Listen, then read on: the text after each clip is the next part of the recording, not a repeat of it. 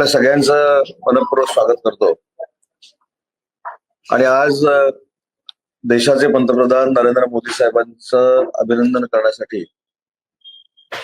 आणि त्यांचे आभार मानण्यासाठी खरं तर या पत्रकार परिषदेचं मी आयोजन केलेलं आहे.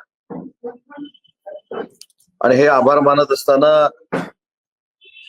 काल भारत ब्रिटनमध्ये जो मुक्त व्यापार करार झाला त्याच्यामध्ये कोकणामधल्या आंबा बागायतदारांना देखील न्याय मिळालाय आणि बाजारपेठेमध्ये शुल्कमुक्त प्रवेश जो ब्रिटनमध्ये झालाय त्याच्यामध्ये आमच्या रत्नागिरी हापूस, देवगड हापूसचा देखील म्हणजे आंब्याचा देखील समावेश झालेला आहे, फणसाचा देखील समावेश झालेला आहे. आणि सगळ्यात महत्वाचं मत्स्योद्योग मधले जे काही विषय आहेत त्याचा देखील त्याच्यामध्ये समावेश झालाय. आणि ज्या राज्याचा उद्योग मंत्री म्हणून मी महाराष्ट्राचं काम करतोय तिथल्या MSMEचा देखील या संपूर्ण प्रक्रियेमध्ये समावेश झालाय.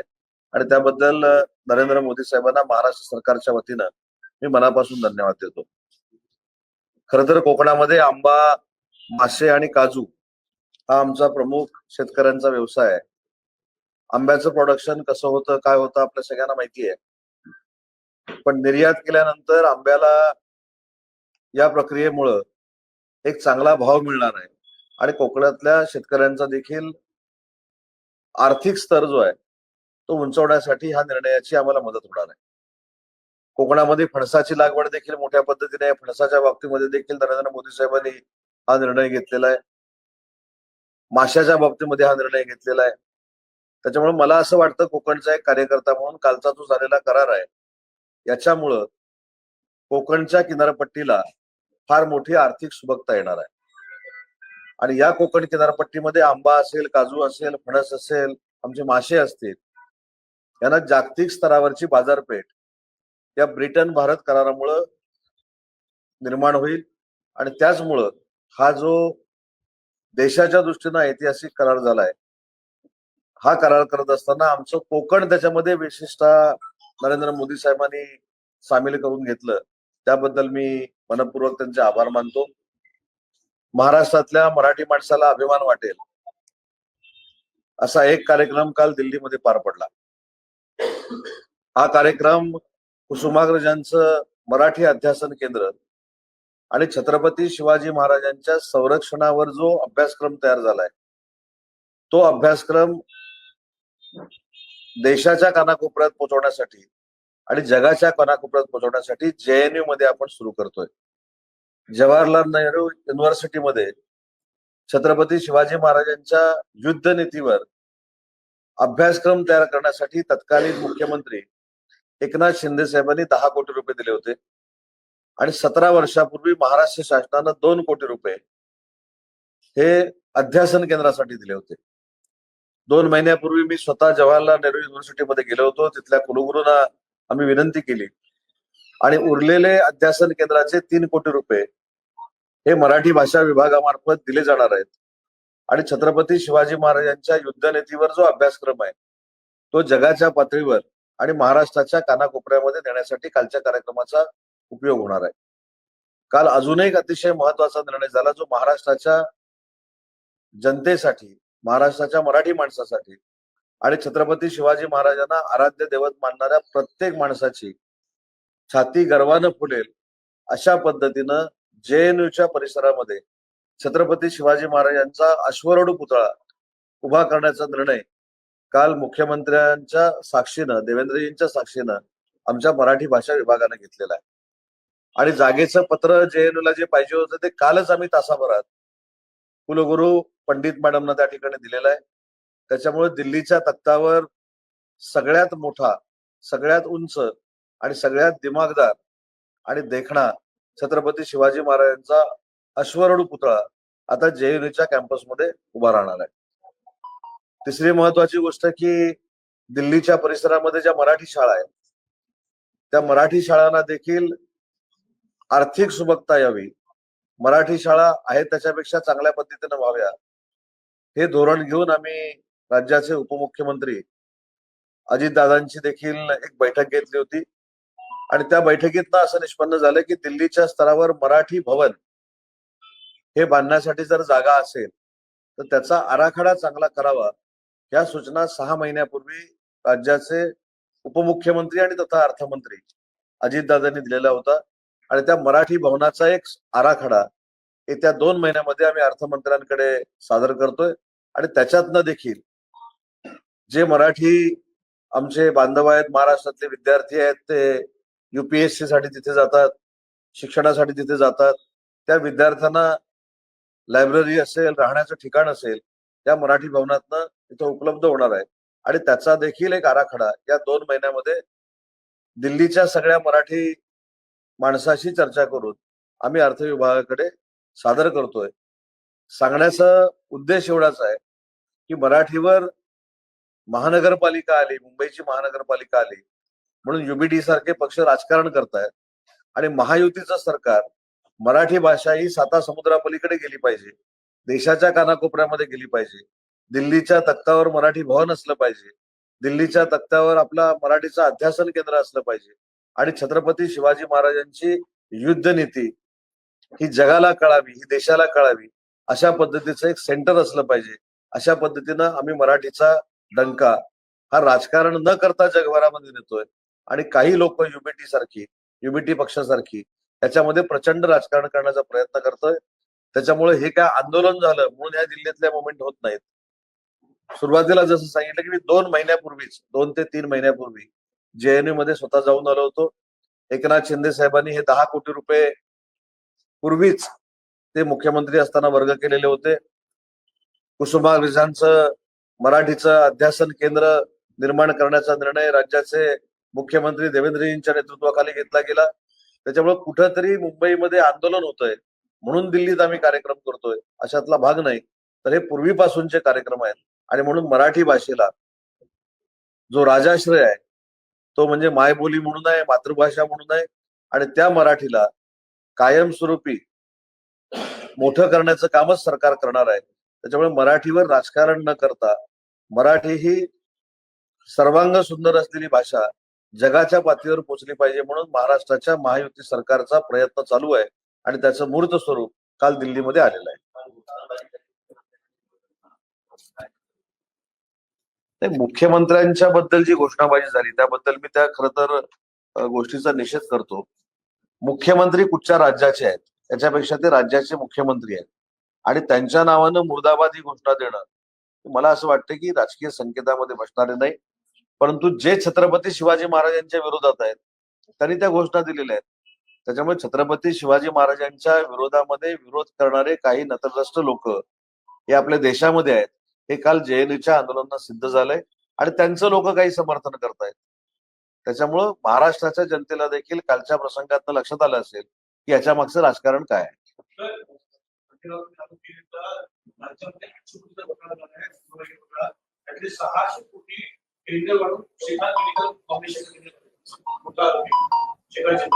ह्याच्यामध्ये नवीन काय? 3.5 वर्ष रोज सकाळी जे आरोप होत आहेत त्याच्यातला अजून एक आरोप आहे.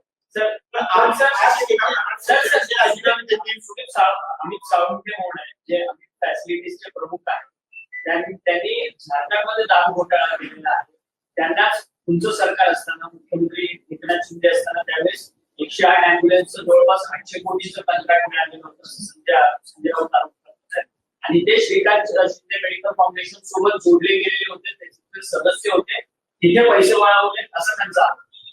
त्याला स्पष्ट पद्धतीनं उत्तर दिलं त्यांना की गेले 3 वर्ष माननीय एकनाथ शिंदे साहेबांसारखा शेतकऱ्यांचा एक मुलगा महाराष्ट्र राज्याचा मुख्यमंत्री झाला याच्याबद्दल हा पोटसूळ आहे.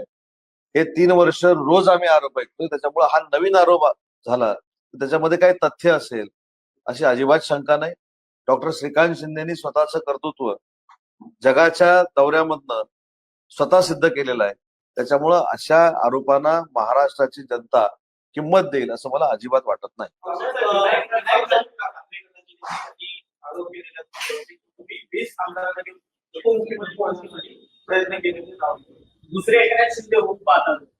असं कोण बोलले? मला असं वाटतं की 8 महिन्यापूर्वी एक राऊत हे बोलून झालेलं आहे, बरोबर ना? एका राऊतांनी सकाळी पत्रकार परिषद घेतलेली आहे काल ही संध्याकाळी राऊतांनी परिषद घेतलेली आहे. त्याच्यामुळं दोन्ही राऊतांचा जो काय माझ्यावर आरोप करण्याचा प्रकार आहे हा अतिशय राजकीय बालिशपणा आहे. मी अनेक वेळा सांगितलं की माझ्या राजकीय मर्यादा मला माहिती आहे. मी माननीय एकनाथ शिंदे साहेबांच्या नेतृत्वाखाली काम करतो आणि एकनाथ शिंदे साहेबच महाराष्ट्राच्या नाही अन्य मोठ्या पदावर जावेत ही माझी मनापासूनची भावना आहे. आणि माझ्यासारख्या कार्यकर्त्याला त्यांनी उद्योगमंत्री केलं. त्याच्यामुळं अशा पद्धतीनं बालिश राजकीय आरोप प्रत्यारोप करून माझ्यामध्ये आणि शिंदे साहेबांमध्ये कटुता निर्माण होईल असं जर कोणाला वाटत असेल तर त्यांचा घोर गैरसमज आहे. पण त्यांना देखील अशा आरोपामध्ये जर सुख वाटत असेल आणि अशा पद्धतीचे आरोप करून त्यांना सुखानं झोप लागत असेल तर त्यांना माझ्या मनापासून शुभेच्छा आहे.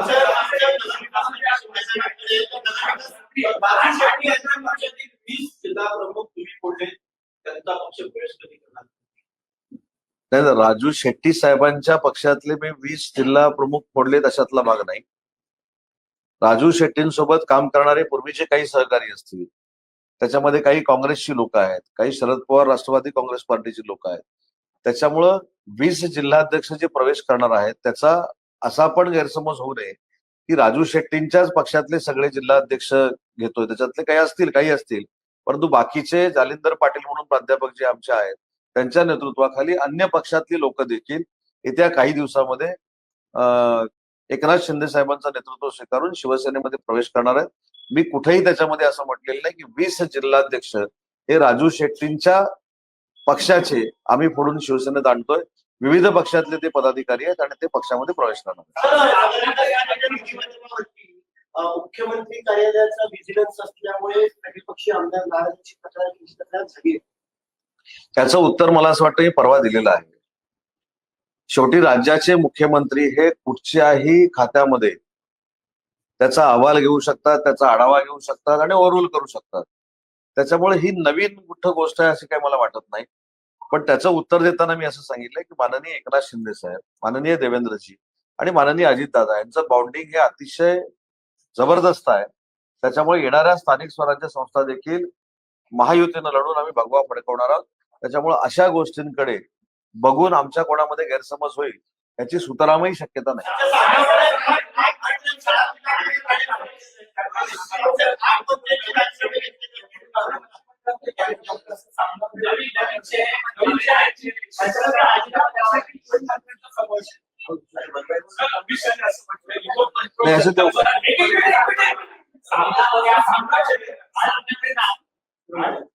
खरं तर मला असं वाटतं की सामनामधला तुम्ही प्रश्न आम्हाला विचारणं हे थोडं आम्हाला संभ्रमात टाकणार आहे.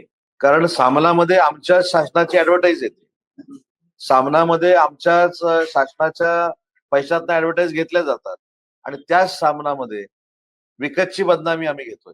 ते ठीक आहे, शेवटी वर्तमानपत्र आहे म्हणून आम्ही ती ऍडव्हर्टाईज देतोय.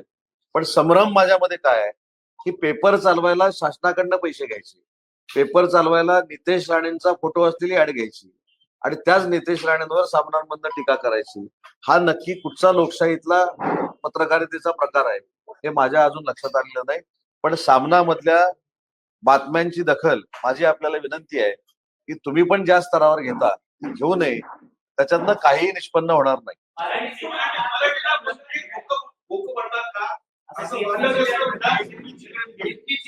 नाही, त्याचं कोण समर्थन करणार नाही. त्यांनी काय म्हटलंय हा त्यांचा वैयक्तिक विषय आहे. शिवसेना म्हणून आमची भूमिका मराठी भाषेवर आणि मराठी माणसावर जर अन्याय होणार असेल तर तो आम्ही खपवून घेणार नाही. परंतु मराठी भाषेबद्दल आमचा सगळ्यांना आदर आहे. मराठी भाषा ही बोलली गेली पाहिजे ही आमची सगळ्यांना विनंती आहे. आणि दुसरी महत्वाची गोष्ट अशी आहे की वंदनीय बाळासाहेब हे देखील सांगायचे की मातृभाषा ही आली पाहिजे, मातृभाषेबद्दल अभिमान असलाच पाहिजे, मायबोलीबद्दल आपल्याला अभिमान असला पाहिजे. पण असं असताना बाकीच्या देशांमधल्या ज्या भाषा आहेत त्यांचा देखील आदर असला पाहिजे.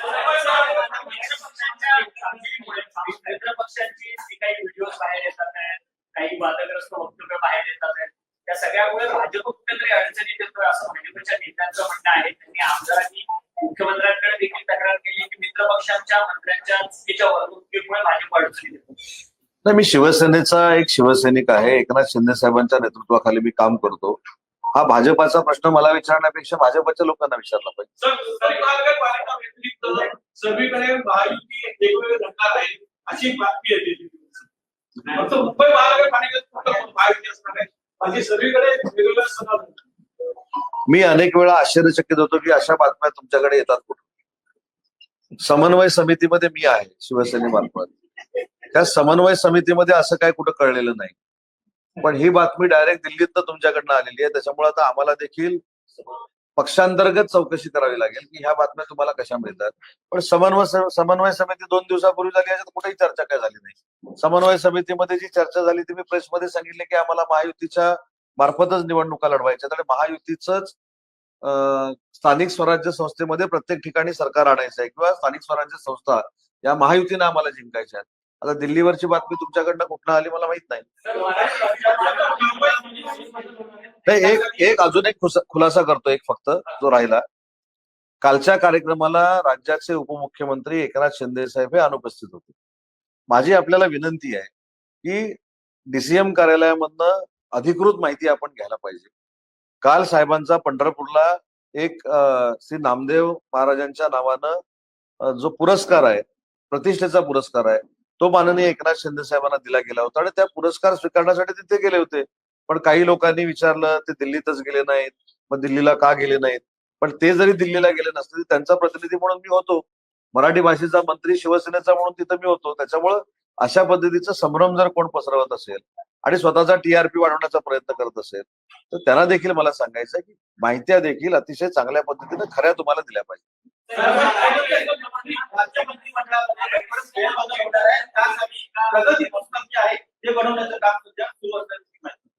ते प्रगती पुस्तक बनवलंच पाहिजे ना. प्रगती पुस्तक नेत्यांनी बनवलंच पाहिजे. मी किती जिल्ह्यामध्ये दौरे केलेत, मी किती तालुक्यांमध्ये गेलोय, माझ्या डिपार्टमेंटमध्ये मी किती बैठका घेतल्यात, माझ्याकडनं किती बोर्डाच्या मिटिंग झाल्यात, मी किती बचत गटांना न्याय दिला, मी किती एमएसएमई वाढवली, मी किती विश्वकर्मा उद्योग वाढवले, मी एमएसएमई किती वाढवली, याचा आढावा माननीय एकनाथ शिंदे साहेबांनी घेतलाच पाहिजे. तशा पद्धतीनं बाकीच्या पक्षांच्या नेत्यांनी पण घेतला पाहिजे.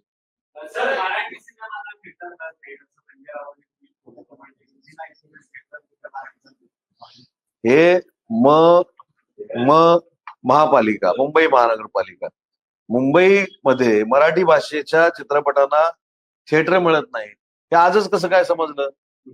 पण तरी देखील त्यांनी केलेली सूचना ही मराठी निर्मात्यांसाठी अत्यावश्यक आहे असं मानून मी मराठी भाषेचा मंत्री आहे.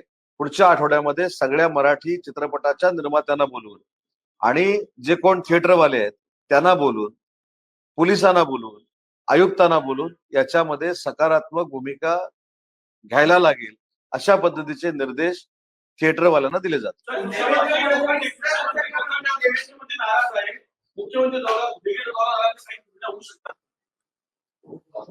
तुम्ही एवढे मोठा प्रश्न हा मला विचारताय. मुख्यमंत्री दिल्लीवरनं आल्यानंतर काय करणार आहेत हे मुख्यमंत्रीच सांगू शकतात. मुख्यमंत्री देवेंद्र फडणवीस सगळ्याच बिलाचा आता आढावा घेणार आहे. मुख्यमंत्री पदाच्या देवेंद्र काळात जी काही बिलं होती ती कामामध्ये आपण, माझी विनंती, आपण प्रश्न विचारताना एकनाथ शिंदे साहेबांच्या काळातील कार्यकालाचा आढावा घेणार जसं का महाराष्ट्राच्या सगळ्याच कामांचा आढावा घेणार आहे असं म्हटलं तर ते संयुक्तिक राहील. आपण एकनाथ शिंदे साहेबांनी महाराष्ट्रामध्ये जो विकास केला हा ऐतिहासिक होता. काही फायनान्शियल क्रायसिस सरकारमध्ये असू शकतात, पण एखादी गोष्ट देवेंद्रजींनी केल्यानंतर ती एकनाथ शिंदे साहेबांना अडवण्यासाठी केली असं जे काही एक फेक नरेटिव्ह सेट करण्याचा प्रयत्न होतोय तो कृपा करून कोणी करू नये. एकनाथ शिंदे साहेबांच्या काळातला रिव्ह्यू होणार अशातला माझ्या देखील विभागाचा होणार आहे, गिरीश महाजन साहेबांच्या विभागाचा देखील होणार आहे, चंद्रकांत दादांच्या विभागाचा देखील होणार आहे, नियोजन मधली आणि अर्थव्यवस्था काय ती देखील होणार आहे.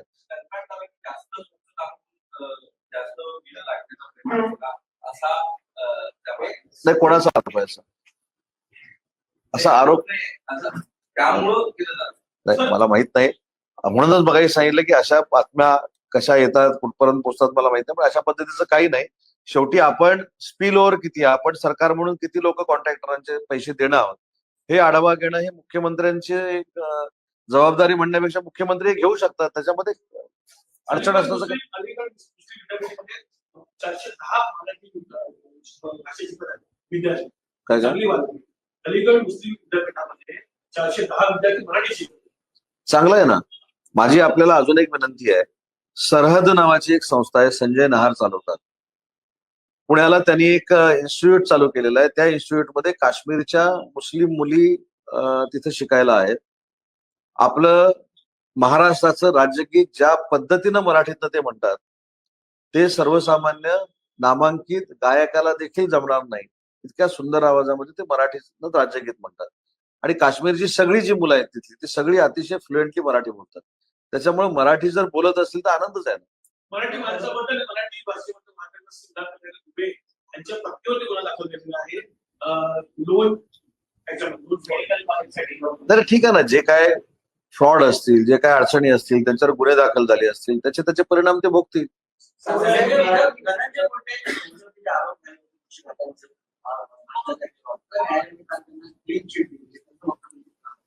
धनंजय मुंडे म्हणतात सत्यमेव जयते आणि त्यांनी आज परत इंटरव्ह्यू करण्याची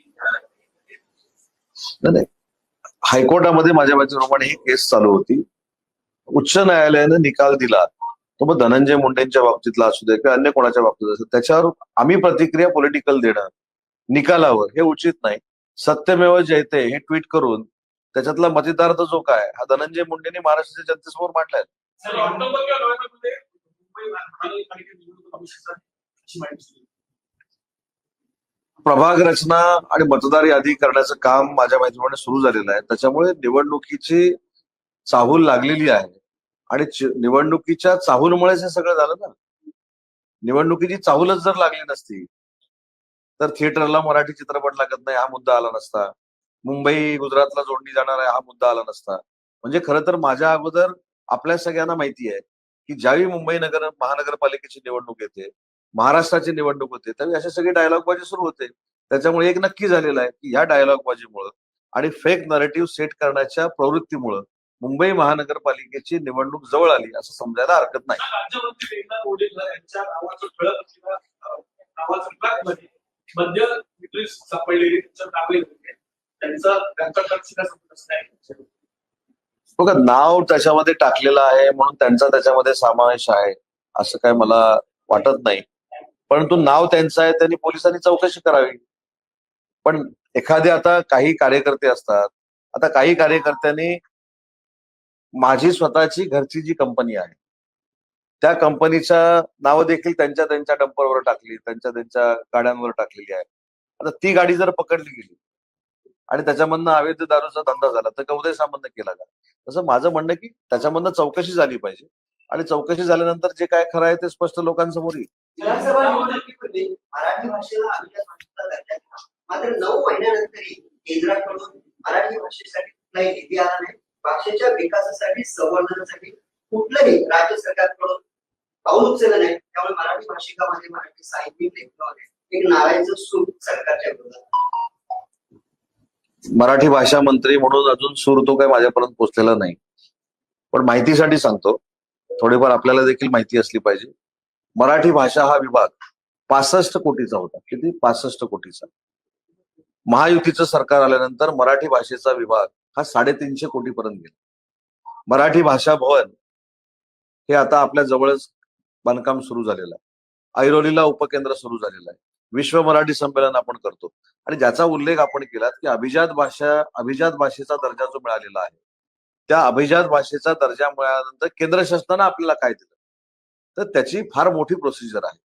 ते असा प्रस्ताव दिला आणि ते पैसे मंजूर झाले असं होत नाही. त्याला काहीतरी नाविन्यपूर्ण उपक्रम द्यावा लागतो आणि त्याचे प्रस्ताव महाराष्ट्र शासनाच्या मराठी भाषा विभागानं केंद्र सरकारकडे पाठवलेले आहेत. त्याची छाननी होऊन योग्य त्या प्रस्तावाला केंद्र शासन मान्यता देते. अमित शाह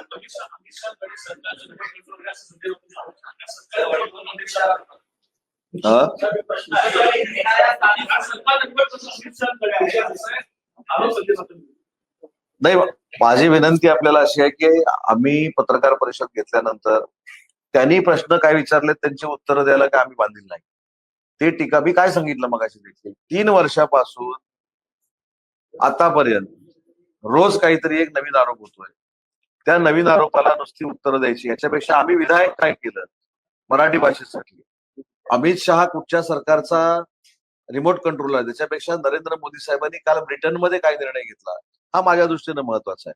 ब्रिटनमध्ये माझा आंबा हा अतिशय चांगल्या दराने विकला जाणार आहे हे माझ्यासाठी महत्वाचं आहे. कोकणचा फणस त्या ठिकाणी विकला जाणार आहे हे माझ्यासाठी महत्वाचं आहे. कोकणातले मासे तिथं आता चांगल्या दराने विकले जाणार आहेत हे माझ्यासाठी महत्वाचं आहे. मी ज्या विभागाचा मंत्री आहे ती MSCB ही त्या ठिकाणी आता मोठी होणार आहे ब्रिटनमध्ये हे माझ्या दृष्टीने महत्वाचं आहे. विधायक कामं हे आमच्या दृष्टीने महत्वाचे आहेत. त्यांना उत्तरं देणं हे एवढंच काही सरकारला काम नाही आणि ते सगळं जे खोटं बोलतात ते रेटून बोलतात आणि त्यांची अपेक्षा अशी असते की आम्ही त्यांच्यामध्ये व्यस्त राहावं उत्तर देण्यामध्ये. ते उत्तर देण्यामध्ये व्यस्त राहण्यापेक्षा काल जे आम्ही मराठीचं एक केंद्र दिल्लीमध्ये सुरू केलं हे त्या प्रश्नाला उत्तर आहे. येणाऱ्या महापालिका निवडणुकांमध्ये महायुती एकत्र निवडणूक लढणार नाही ही बातमी आहे. पुणे असेल, ठाणे असेल, नागपूर येणार स्थानिक स्वराज्य संस्थेच्या निवडणुका त्यावेळी महायुती एकत्र निवडणूक लढणार आहे. वेगवेगळे मुंबई माननीय शिवसेनेचे मुख्य नेते आमच्या सर्वांचे मार्गदर्शक एकनाथ शिंदे साहेबांची स्पष्ट भूमिका आहे म्हणजे शिवसेनेची स्पष्ट भूमिका आहे की मुंबई महानगरपालिकेपासून तालुका पंचायत समितीपर्यंत सगळ्या निवडणुका आम्ही महायुतीनंच लढवणार आहोत. घ्या परदेशात भरारी, तेही सर्वसामान्यांना परवडणारी. 1 रुपया भरा आणि थायलंड मध्ये फिरा. सचिन इंटरनॅशनल घेऊन आले आहेत जगातली सर्वात स्वस्त परदेश टूर. पूर्ण 5 दिवसांचं पॅकेज आता फक्त 32,999 रुपयांमध्ये. पॅकेजमध्ये विमान प्रवास, हॉटेल, ब्रेकफास्ट, ट्रान्सपोर्ट आणि प्रेक्षणीय स्थळे. सचिन इंटरनॅशनल 18 वर्षांपासून पर्यटन क्षेत्रातील एक विश्वसनीय नाव. सचिन इंटरनॅशनल सोबत मनसोक्त फिरा. संपर्क 7767989898.